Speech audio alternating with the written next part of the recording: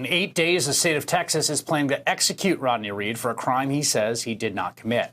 Tonight, the Innocence Project, which has helped exonerate more than 200 wrongfully convicted people through DNA testing, says they have compelling new evidence that casts doubt on Reed's conviction. They are battling out in the courts, while Rodney Reed's family fights to keep him alive. Jermaine Lee has the latest on the case. Free Rodney Reed! I believe we have a very good chance of getting justice, not just for Rodney, but for Stacey Stites as well, because I know she is not resting well in the grave, knowing that an innocent man is going to be charged and murdered for a crime he didn't commit. When Rodney Reed was convicted 21 years ago of the rape and murder of Stacey Stites, the prosecution's entire case rested on two main pillars. First, a timeline provided by her fiancé, Jimmy Finnell. Second, the traces of Rodney Reed's semen that were found in her body. Reed was sentenced to death. He is now scheduled for execution November 20th. But Reed's family and his legal team say he's innocent and that they have the compelling evidence and witnesses to prove it. Every aspect of this case has been disproven, and new evidence continues to come out. The Innocence Project took up Rodney Reed's case in 2012 and successfully won a stay of execution 3 years later. Among the evidence they presented, new witnesses who said Rodney Reed and Stacey Stites were in a consensual, albeit secret, relationship. The legal team also poked holes in the fiancé's timeline, presenting forensic evidence that she died when Jimmy Finnell said they were both at home. And now, a new witness further muddies Finnell's timeline.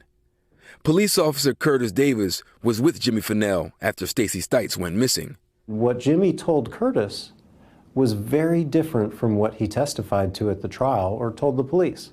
He claimed that he had been out late that night drinking and didn't get home till late, and that Stacey must have left without him because he had been drinking. Whereas when he was at trial, he testified that he had been at home with Stacey the whole night. Another new witness, a sheriff's deputy, signs an affidavit saying that he heard Finnell at his fiancée's funeral, standing over her body, saying, "You got what you deserved."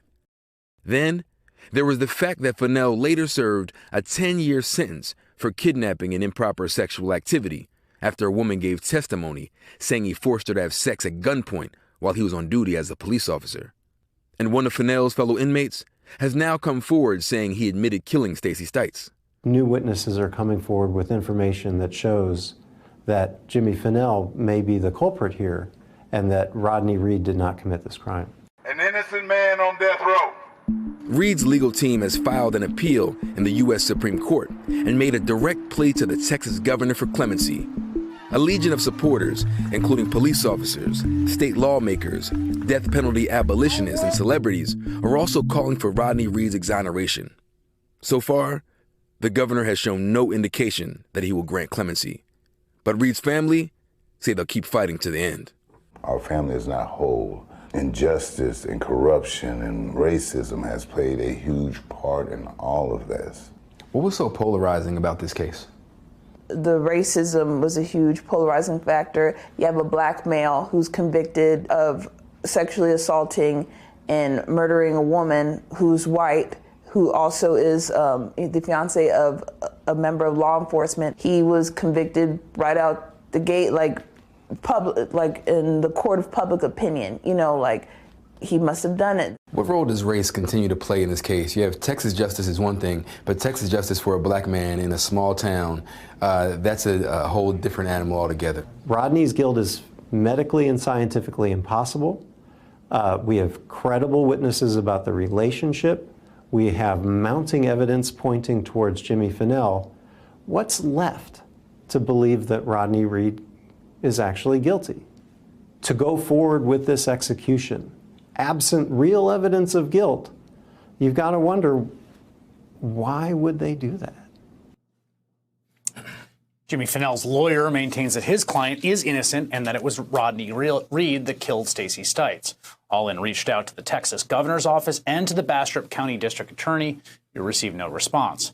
The Texas Attorney General office told NBC News that after reviews by more than 20 judges, it's time, quote, to see that justice is done at last. I want to bring in Trymaine Lee for the latest. Trymaine, I understand Reade's lawyers have appeals and motions filed and pending on at least 7 legal tracks. That's right. Now. So they have appeals in state, federal, and the Supreme Court, including one in a state court that seeks to invalidate the judge who signed the order. Trying to invalidate that order because the judge was temporary. Now, if that order is granted, then he would get a new trial. Now, there's a lot of pressure being put on Governor Greg Abbott, right? But the only thing that Greg Abbott can do unilaterally is give a 30-day reprieve. Now, the state also requires, with that reprieve, 90 days ahead of an execution. They need 90 days notice, which would essentially give Rodney Reed a 120-day reprieve.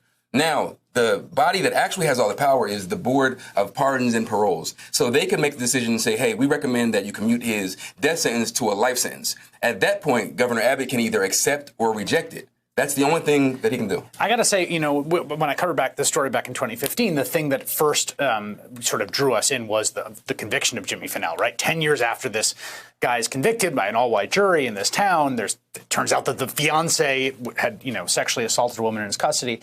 The new evidence here about police officers coming forward, I mean, these are sworn affidavits of things they say they're willing to testify to. There are multiple police officers, 3 police officers that come forward and to give some variation of his implication of guilt, including one guy named Jim Clampett, who was at the viewing for Stacey Stites, standing in the doorway with Jimmy Finnell, and he recalls seeing Stacey Stites' body dressed in all white like a wedding dress, and he overhears Jimmy Finnell say, "You got what you deserved." Now, this officer has nothing to gain, nothing to lose. He's a man of the law. A respected police officer who says he remembers hearing them say that. It's also striking to me to see what Ted Cruz said, and that there are Republicans who have petitioned Greg Abbott. It's a very polarized state. Obviously, issues of criminal justice in that state tend to be very polarized. It does seem like there's something happening here a little bit. Oh, without question. You think about, Greg Abbott was the law and order attorney general of this state, and the state of Texas executes more people than any other state in the country. And to have a bipartisan effort, and the Ted Cruz's of the world, and also all of the pressure put on by entertainers and well-known people across the country. This is a little different, but yet and still, this is Texas, and Texas justice is what it is. I know the Stites family is divided in terms of how they feel about Reade's guilt and innocence. That's right. There's a cousin of Stacey Stites who, around the time she was killed, recalls hearing that they were involved in this secret relationship. Now, she believes that Rodney Reed is innocent, but the mother and other siblings of Stacey Stites still believe that Rodney Reed is the killer and he's a rapist, and that it's time for him to be executed. It's a remarkable case. The deadline, I guess, the execution is set for 8 days from now. Is that right? That's right, November 20th. Now, at any moment, any day before then, we could have any of those things trigger some sort of reprieve. But again, there's no indication now that Greg Abbott has any plans on offering that reprieve. Trymaine Lee, thank you for that reporting. It's a really important case. Hey there, I'm Chris Hayes from MSNBC. Thanks for watching MSNBC on YouTube. If you want to keep up to date with the videos we're putting out, you can click subscribe just below me, or click over on this list to see lots of other great videos.